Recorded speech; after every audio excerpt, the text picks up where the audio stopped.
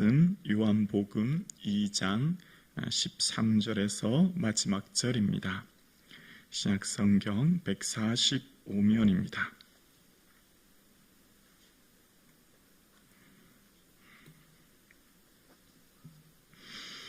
함께 하나님 말씀을 고백드리겠습니다.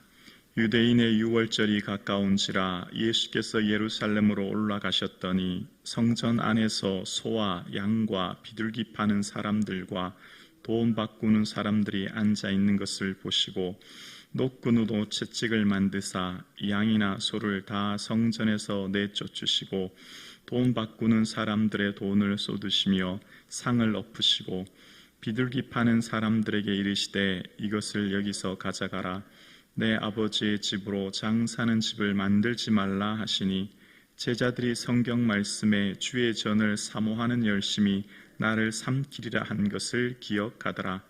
이에 유대인들이 대답하여 예수께 말하기를 내가 이런 일을 행하니 무슨 표적을 우리에게 보이겠느냐.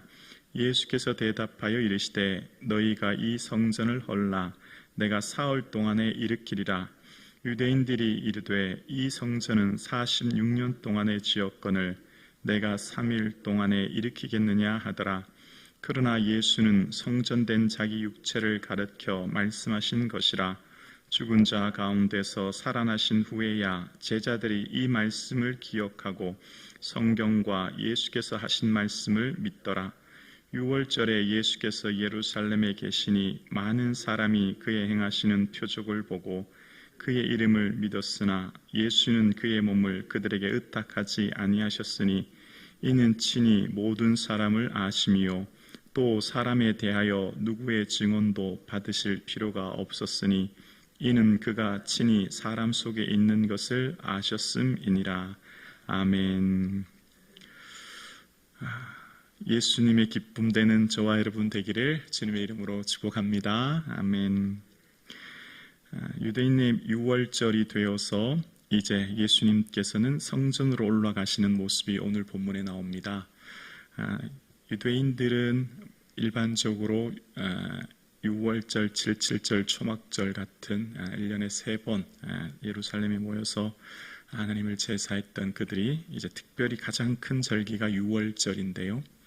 유월절 여러 세계 각국에서 흩어져 있던 유대인들이 이제 예루살렘에 옵니다. 그러니까 지금 예루살렘 도시는 굉장히 많은 사람들로 인산인해를 이루었다라고 하는 것을 생각해 볼 수 있습니다. 그러니까 지금 이 유월절 절기의 예루살렘 도시에 발 디딜 틈 없이 수많은 사람들이 이 절기를 지키기에 와 있는 상황이에요.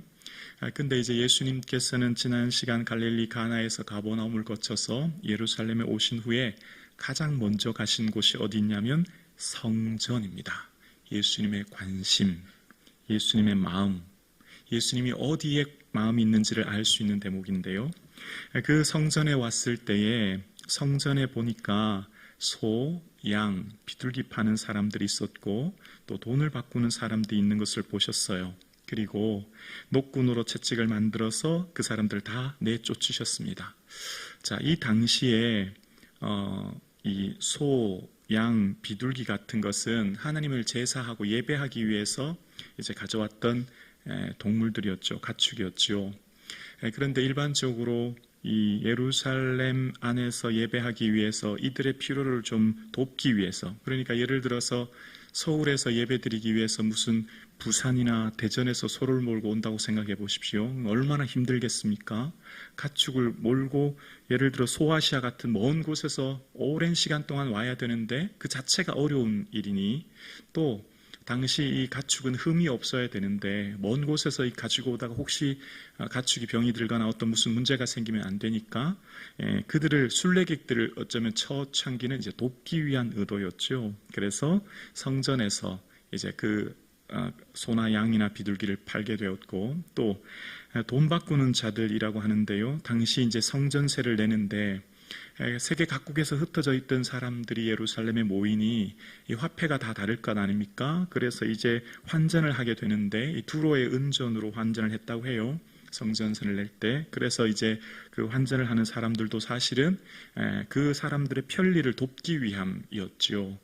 자, 그런데 첫 이 그런 의도와 달리 오늘 본문에 보면 예수님께서는 막 채찍으로 그들을 혼내시는 게 나와요.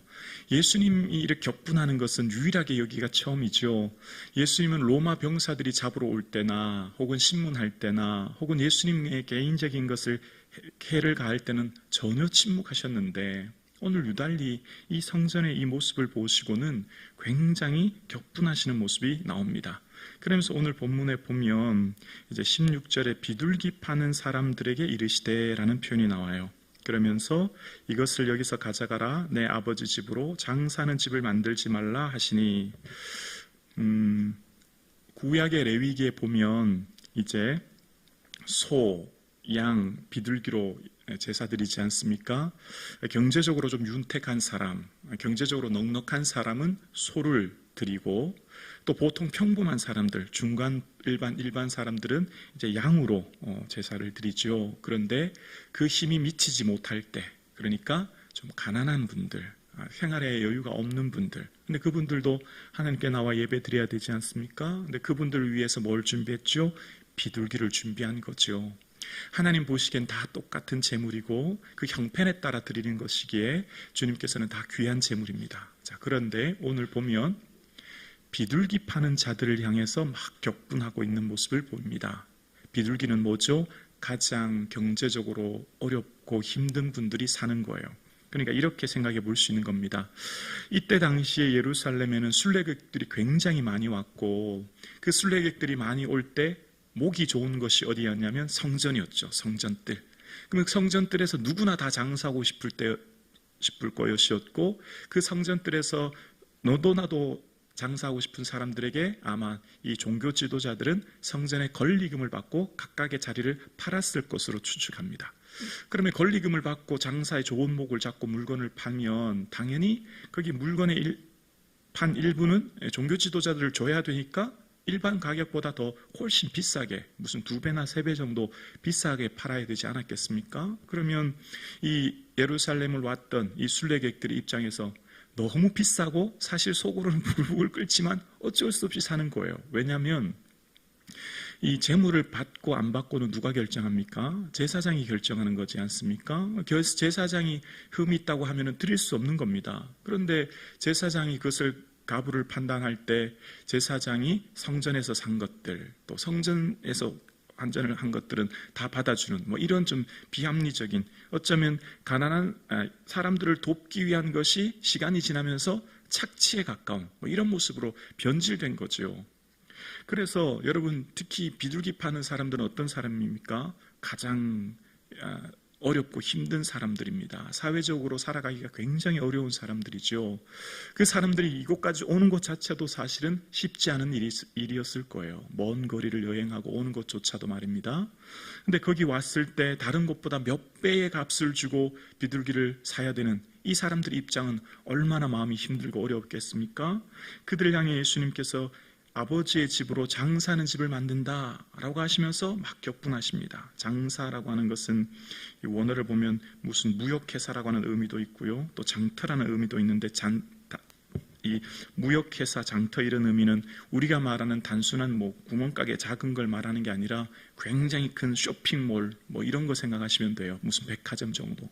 그러니까 지금 하나님의 아버지의 집을 이 경제적 이윤을 추구하고 약자들을 착취하고 사람들을 어렵게 하는 세속의 가치가 성전에 들어와서 이 사람들을 어렵게 하는 것을 보면서 주님께서는 경노하시는 모습이 납니다. 그래서 이들을 향해서 뭐라고 그랬죠? 공간복음에서는 강도의 소굴이라고 말씀하신 겁니다. 그들의 마음속에 하나님을 예배하러 온 사람들에 대해서 이 성전을 개인적인 이익의 통로로 착복하고 착취해서 성전에서 예배하는 사람들, 그 성전을 통해서 개인적인 이득을 추구하는 사람들에게 있어서 경노하는 것이죠. 그러면서 주의 전을 사모하는 열심히 나를 삼키리라 이렇게 말씀하는데, 이거 시편 69편의 인용인데요.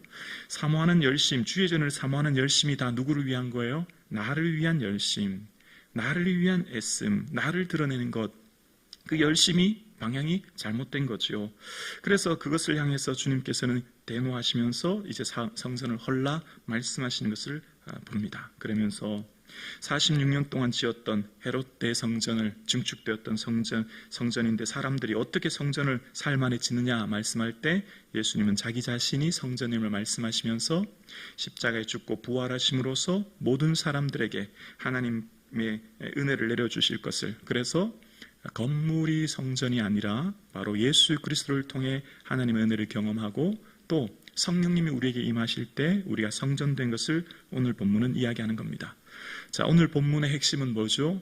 교회는, 이 종교가 있는 곳에는 언제나 뭐가 따라오냐면 사람들이 많이 모이지 않습니까? 사람들이 많이 모이면 거기에 정치, 거기에 경제, 거기에 사법 시스템이 같이 작동됩니다.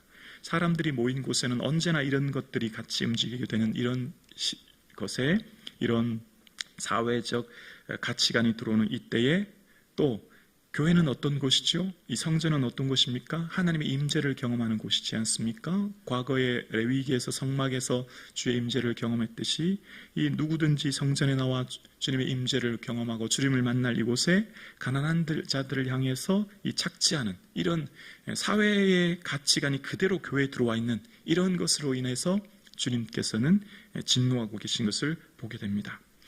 오늘 본문을 통해서 주님께서 말씀하십니다. 우리가 예배하고 주님께 신앙생활하고 나와 예배하는 우리의 모든 동기가 예수 그리스도의 기쁨이 될 수 있기를 주님의 이름으로 축원합니다. 나의 모든 열심, 나의 모든 노력의 동기가 오직 나의 의를 드러내고 나를 증명하는 섬김과 봉사가 아니라 그 중심에 예수 그리스도가 들어있고 또 우리의 삶의 모든 삶에 예수 그리스도가 우리의 삶의 복음임을 기억하면서 교회에서는 오직 복음이 선포되어야 되고 참 복음이 강단에서 선포되어질 때 건강한 교회 공동체가 세워진 것을 기억하며 하나님께서 피로 값주신 몸된 교회에 오직 예수님의 복음이 선포되어지는, 그래서 저와 여러분의 삶을 통해 예수님이 보여지는 삶 되기를 주님의 이름으로 축복합니다.